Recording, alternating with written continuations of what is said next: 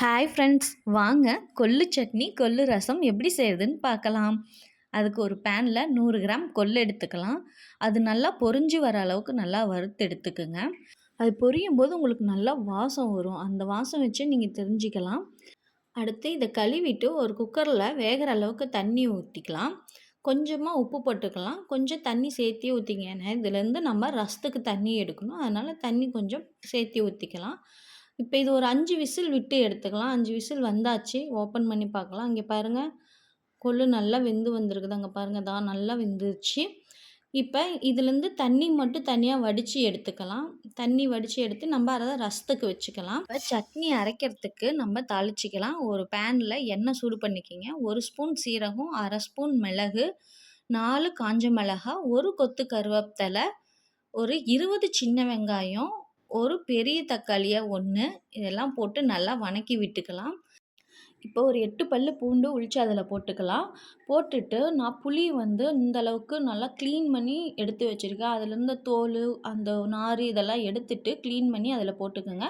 இப்போ தேவையான அளவு உப்பு போட்டுக்கோங்க. ஒரு வர கொத்தமல்லி 1 ஸ்பூன் போட்டுக்கோங்க. போட்டு நல்லா கிளறி விடுங்க. ரொம்ப வதங்கணும்னு அவசியம் இல்லை, கிளறி விட்டால் போதுமானது. இப்போ வேக வச்ச கொள்ளு அதில் போட்டுக்கலாம். ஒரு 1/2 ஸ்பூன் மஞ்சத்தூள் போட்டுக்கலாம். போட்டுட்டு நல்லா கிளறி விடுங்க.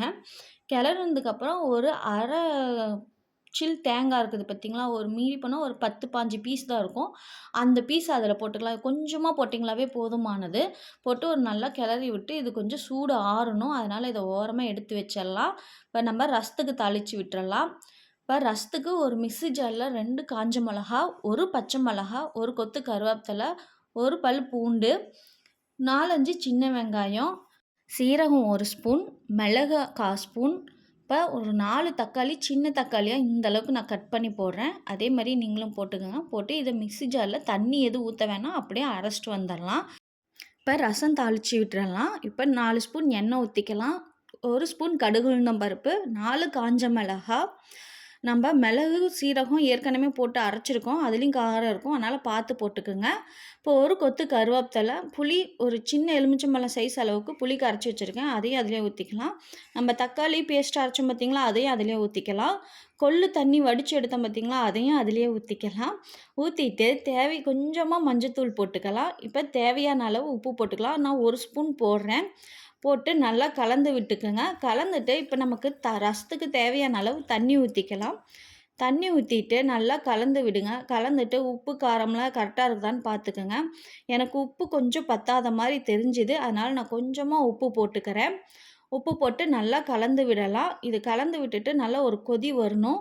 அந்த அளவுக்கு கொதிக்க விட்டுட்டு, இங்கே பாருங்கள், இந்த அளவுக்கு நல்லா ஓரளவுக்கு பொங்கி கொதி வரணும். நல்லா கொதி வந்ததுக்கப்புறம் அடுப்பை ஆஃப் பண்ணிடுங்க. ஆஃப் பண்ணிவிட்டு ஒரு கைப்பிடி அளவு கொத்தமல்லி தழை போட்டால் நம்ம கொள்ளு ரசம் ரெடி. அடுத்து இப்போ சட்னிக்கு வணக்கி ஆற வச்சுருக்கோம் பார்த்திங்களா, அது நல்லா ஆறி இருக்கும். இதை நம்ம மிக்ஸி ஜாரில் அரைச்சிட்டு வந்துடலாம். அளவுக்கு குறன்னு இருக்கிற மாதிரி அரைங்க.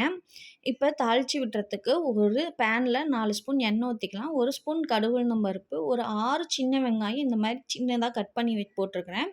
1 கொத்து கருவேப்பிலை. இப்போ பாருங்கள், சட்னி எந்த அளவுக்கு நல்லா குறன்னு அரைச்சிருக்கிறேன்னு. இந்த அளவுக்கு அரைச்சிங்களா தான் சாப்பிட்றதுக்கு நல்லாயிருக்கும். இப்போ வெங்காயம் ரொம்ப வணங்கணும்னு அவசியம் இல்லை, ஓரளவுக்கு வணங்கினாவே நம்ம சட்னி அதில் போட்டுடலாம். போட்டுட்டு இதில் கொஞ்சமாக தண்ணி ஊற்றி நம்ம அதையும் அலசி அதிலே ஊற்றிடலாம். ஊற்றிட்டு இப்போ இதை நல்லா கலந்து விடுங்க.